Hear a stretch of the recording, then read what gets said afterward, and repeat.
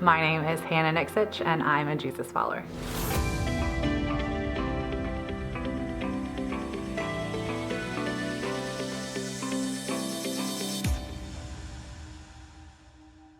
Welcome to week 4 of the Jesus Follower.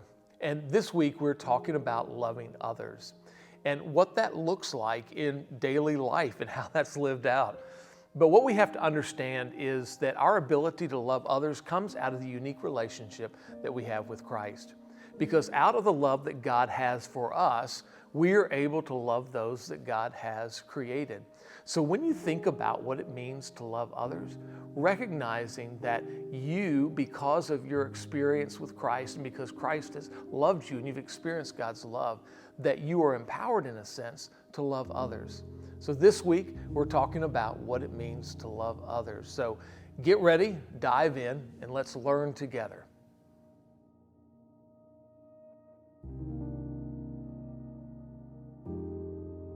I remember being in kindergarten, and my parents sat me down on my bed, and they had bought me my first Bible. And that was kind of my first real, in-depth introduction to Jesus and the gospel and the word. And they just kind of walked me through what it was to be a Christ follower and just kind of what that would look like in my life. And I remember asking lots of questions and sitting and talking with them, and then they showed me my Bible and it had my name on it, and thought it was really cool. So I was fortunate enough to grow up in a Christian home, and so it's not really something I ever remember not knowing or not believing, or again, that's the first time I remember really being introduced to it. And then from there, I had lots of conversations with my parents, and I went to a private Christian school when I was little, and we were always involved in church and stuff like that.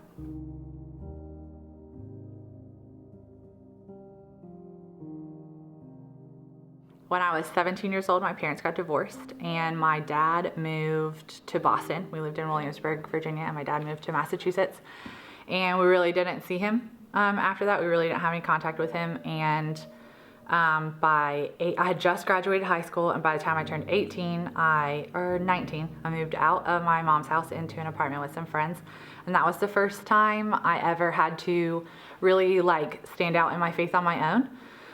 And it was difficult. I had to find a church and find more Christian friends. I really only had, after high school, all of my friends had left and gone to college, and I had stayed in Williamsburg. And so I had my one friend that I lived with, and she was a Christian, so that was awesome. But I really had to learn how to stand in my faith on my own 2 feet, and what that looked like living that out on my own without the protective covering of my parents. And so I'm still learning. I don't know if that's something you ever totally get great at, but my friend and I started going to a church, and then a couple years later I met Derek, and Derek was already a pastor at a different church, and so as our relationship grew, I started going there, and it's a journey. I feel like it's a lifelong journey. I don't know that it ever, like I said, you're always a work in progress and trying to follow the Lord and what He's asked you to do, but definitely standing on my faith by my own, on my own without my parents. That was a big step.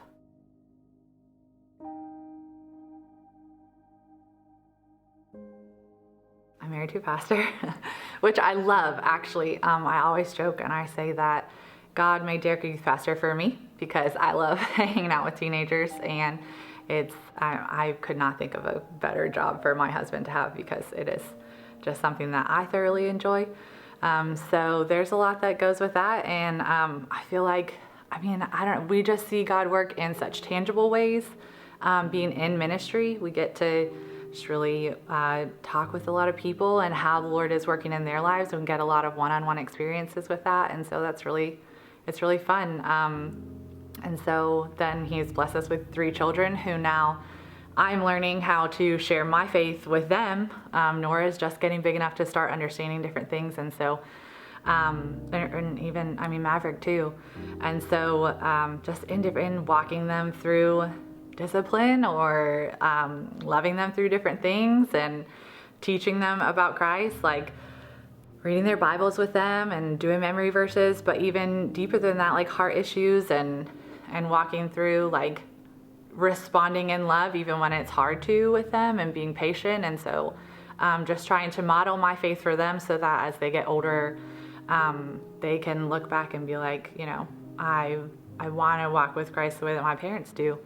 And they can have that desire. So just trying to like plant that seed and water it for the Lord and His kingdom in them. And then, like I said, in the teenagers that we get to work with and hang out with.